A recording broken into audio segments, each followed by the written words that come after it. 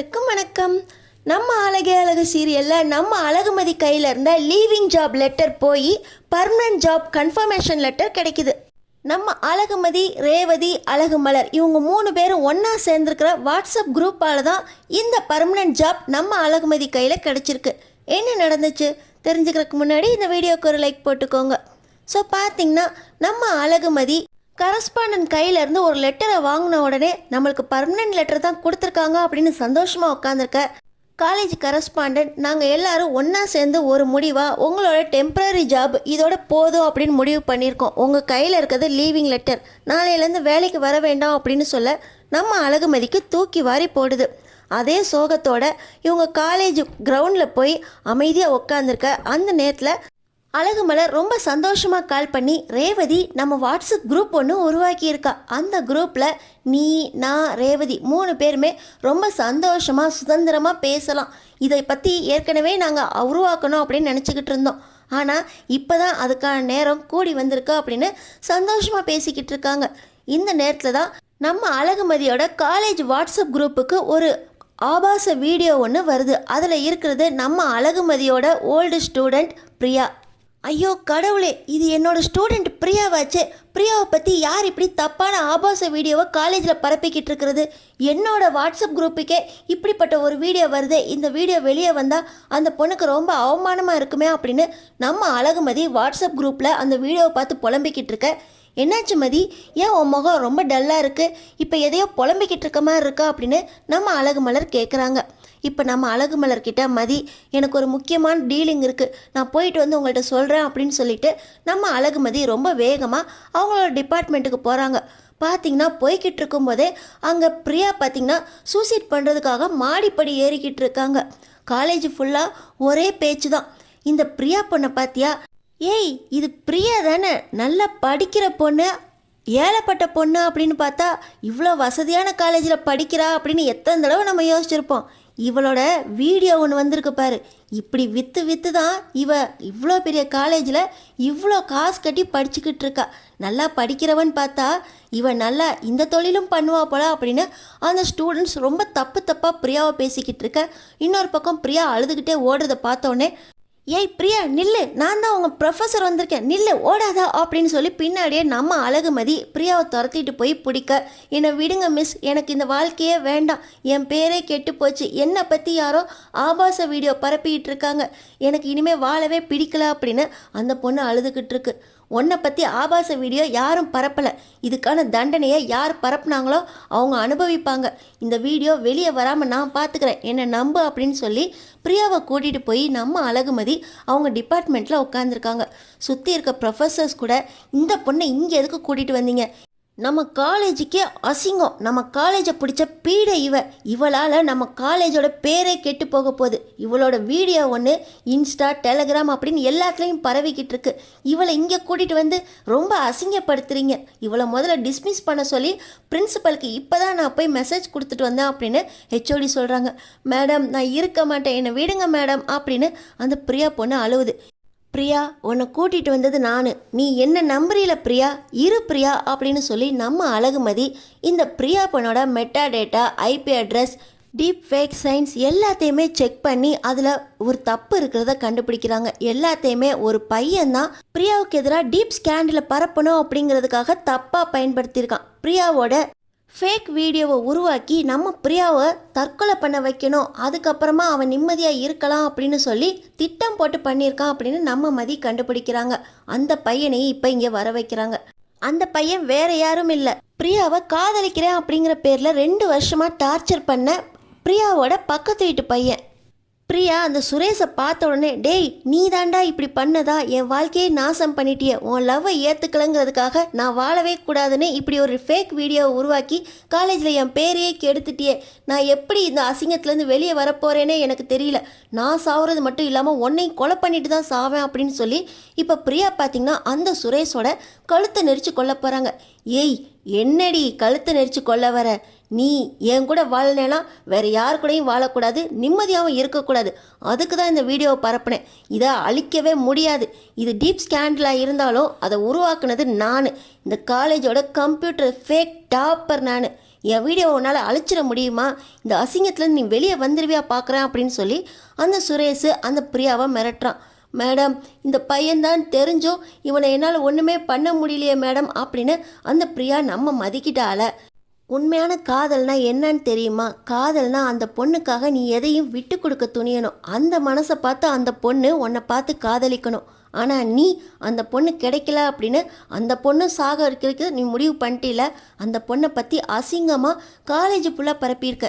இது இப்போ நம்ம ஸ்டேட்டுக்கு, டிஸ்ட்ரிக்ட்டுக்கு, அப்படியே இந்தியா ஃபுல்லாக பரவுச்சுன்னா இந்த பொண்ணோட நிலைமை என்ன ஆகும்? இந்த பொண்ணு செத்து போயிடும். ஆனால் இந்த பொண்ணோட மானம் இந்தியா ஃபுல்லாக போயிருமே அப்படின்னு நம்ம அழகுமதி அந்த சுரேஷுக்கு சொல்ல, அதெல்லாம் எனக்கு தெரியாது, இவ அசிங்கப்பட்டு சாகணும், அதை பார்த்து நான் சந்தோஷப்படணும், என்னை காதலிக்காதவ யாருக்கும் கிடைக்கக்கூடாது அப்படின்னு சுரேஷ் ரொம்ப தப்பாக பேச, உன்னை என்ன செய்யணும்னு எனக்கு தெரியும், நீ பிரியா கவலைப்படாத, இந்த வீடியோவை எப்படி டெலீட் பண்ணணுன்னு எனக்கு தெரியும் அப்படின்னு சொல்லி அந்த ஸ்கேண்டல் வீடியோவை நம்ம அழகுமதி கரெக்டாக கையாண்டு அதோட அட்ரஸ்லேருந்து எல்லாத்தையுமே அழிச்சிடுறாங்க. மேடம், நீங்கள் இந்த ப்ரொஃபஸராக வேணால் இருக்கலாம், ஆனால் இந்த காலேஜுக்குள்ளே பரப்பின வீடியோவை நான் கண்டிப்பாக இந்தியா ஃபுல்லாக பரப்ப போகிறேன் அப்படின்னு அந்த சுரேஷ் சொல்ல, அது எப்படா உன்னால் முடியும், சைபர் கிரைமுக்கு இப்போயே நான் கால் பண்ணுறேன் அப்படின்னு சொல்லி நம்ம அழகுமதி அந்த சுரேஷை சைபர் கிரைம்கிட்ட போட்டு கொடுக்குறாங்க. இந்த நேரத்தில் தான் பிரின்சிபல் வராரு. அந்த பிரியா இங்கே தான் இருக்காளா, அவளால் நம்ம காலேஜுக்கே கெட்ட பேர் அப்படின்னு சொல்லிக்கிட்டு இருக்கும்போது, நோ சார், பிரியா ரொம்ப நல்ல பொண்ணு, முதல்ல ஒரு பொண்ணை பற்றி வீடியோ பரவுச்சுன்னா அந்த பொண்ணுக்கு என்ன ஆச்சு, அந்த பொண்ணு அப்படிப்பட்டவளா அப்படின்னு நீங்கள் நம்பணும்.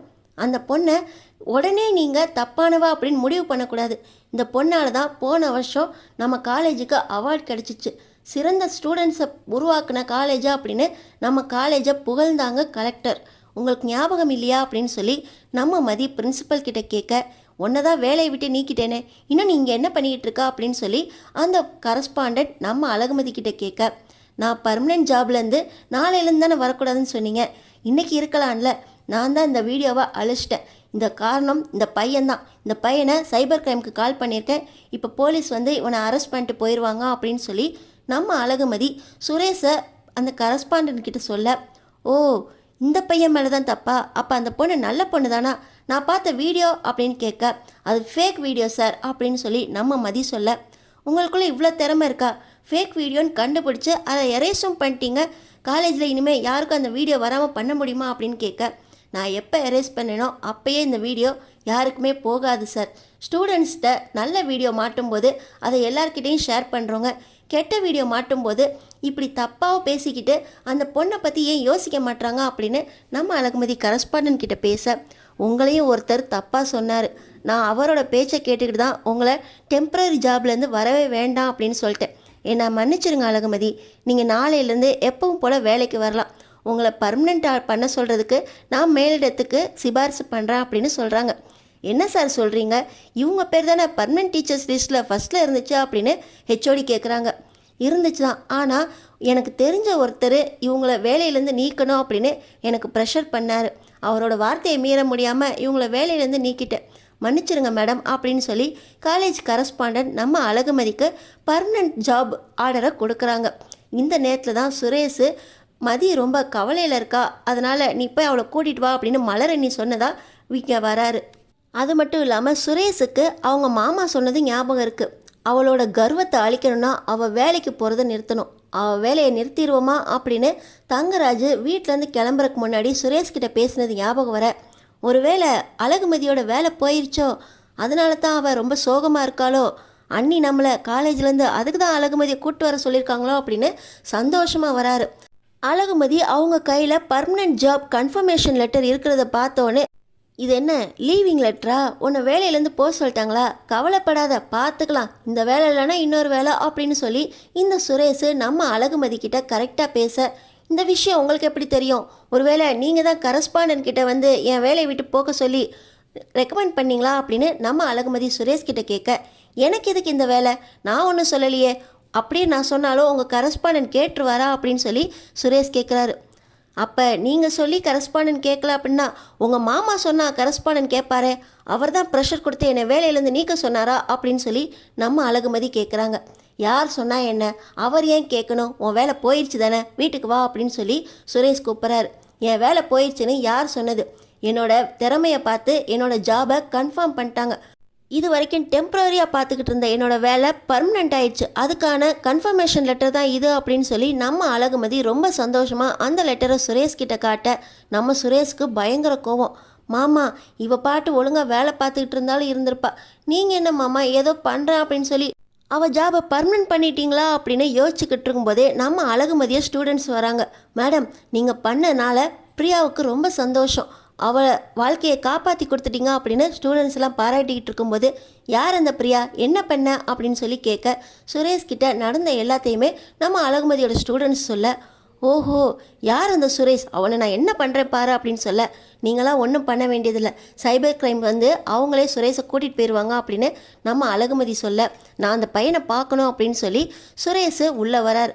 பார்த்தீங்கன்னா சுரேஷை பார்த்த உடனே, இவன் தங்கராஜ் மாமா சித்தப்பா பையன் சுரேஷ் தானே, டேய் சுரேஷு நீ என்னடா இந்த மாதிரி வேலையெல்லாம் பார்த்துக்கிட்டு இருக்கா அப்படின்னு கேட்க, ஓஹோ மாமன் மச்சான் எல்லாம் ஒன்று கூடிக்கிட்டு தான் இந்த மாதிரி ஆட்களை காலேஜுக்கு உருவாக்கிக்கிட்டு இருக்கீங்களா, இவனால் ஒரு பொண்ணு சூசைட் பண்ணவே போயிடுச்சு, அதுக்கு காரணம் இவன் தான், அதுக்கு பின்னாடி யார் இருக்கான்னு நான் தெரிஞ்சுக்கணும் அப்படின்னு சொல்லி நம்ம அழகுமதி சொல்ல, ஏய் அழகுமதி, இந்த விஷயந்தான் முடிஞ்சிருச்சுல, இவனை இதோட விட்டுரு, மாமாவுக்கு தெரிஞ்சிச்சுன்னா இந்த விஷயம் பெரிய இஷ்யூ ஆகிடும் அப்படின்னு சொல்லி சுரேஷ் சொல்ல, இவனை எதுக்கு நான் விடணும், இவன் பண்ணதுனால அந்த பொண்ணு சூசைட் அட்டம் பண்ணிடுச்சு, காலேஜ் ஃபுல்லாக அந்த பொண்ணோட வீடியோ பரவிடுச்சு, நான் மட்டும் இல்லைன்னா அந்த பொண்ணு சூசைட் பண்ணியிருக்கோம் அப்படின்னு சொல்லி நம்ம அழகுமதி சொல்ல, எல்லாம் முடிஞ்சு போச்சு தானே, இந்த பையனை விட்டுரு, இல்லை தங்கராஜ் மாமா மனசு ரொம்பவே கவலைப்படும், தங்கராஜ் மாமாவோட தம்பி இவன் அப்படின்னு சொல்லி இந்த எஸ்ஐ சுரேஷ் தங்கராஜோட தம்பி சுரேஷுக்காக பேச, ஓஹோ எனத்தோட சேர்தோ, ரெண்டு பேருக்கும் ஒரே பேருன்னு நீங்கள் அவனை காப்பாற்ற பார்க்குறீங்களா அப்படின்னு சொல்லி நம்ம அழகுமதி பேச, அந்த நேரத்தில் சைபர் கிரைம் போலீஸ் வந்துடுறாங்க. வந்தவங்க நம்ம சுரேஷ் கூட அந்த பையன் இருக்கிறத பார்த்த உடனே, சுரேஷ் நீங்கள் என்ன இந்த விஷயத்தில் உடந்தையா, இந்த பையன் பேரும் சுரேஷ்ன்னு சொன்னாங்க அப்படின்னு சொல்லி சைபர் கிரைமில் அந்த பையன் சுரேஷை இழுக்க போக, சார் இந்த பையனை கொஞ்சம் விட்டுருங்களேன் அப்படின்னு சொல்லி நம்ம எஸ்ஐ சொல்ல, பார்த்தீங்கன்னா உங்களை நாங்கள் சஸ்பெண்ட் பண்ணுறோம், இந்த விஷயத்தில் சட்டப்படி தானே நீங்கள் நடக்கணும், நீங்கள் என்ன யாருக்காகவோ பேசுகிறீங்க, சட்டத்தை மதிக்காத நீங்கள் எஸ்ஐ போஸ்ட்டில் இருக்கிறதுக்கே லாய்க்கு இல்லை அப்படின்னு சொல்லி சைபர் கிரைம் உடனடியாக நம்ம எஸ்ஐ சுரேஷை சஸ்பெண்ட் பண்ணுறாங்க. சார் இதுமே நான் இந்த விஷயத்தில் தலையிட மாட்டேன் சார், என்னை வேலையை கொடுத்துருங்க சார் அப்படின்னு சுரேஷ் கெஞ்ச, இந்த குற்றவாளி சுரேஷுக்கு அந்த எஸ்ஐ சுரேஷ் வக்காலத்து வாங்குறப்பே நீங்கள் யோசிச்சிருக்கணும் அப்படின்னு சொல்லி சைபர் கிரைம் நம்ம எஸ்ஐ சுரேஷை சஸ்பெண்ட் பண்ண, நம்ம அழகுமதி கையில் பர்மனெண்ட் ஆர்டர் கன்ஃபர்மேட்டிங் லெட்டர் கையில் இருக்க. அடுத்தடுத்து என்ன நடக்க போகுது தெரிஞ்சுக்கிறதுக்கு நம்ம சேனலை சப்ஸ்கிரைப் பண்ணி தொடர்ந்து பாருங்கள்.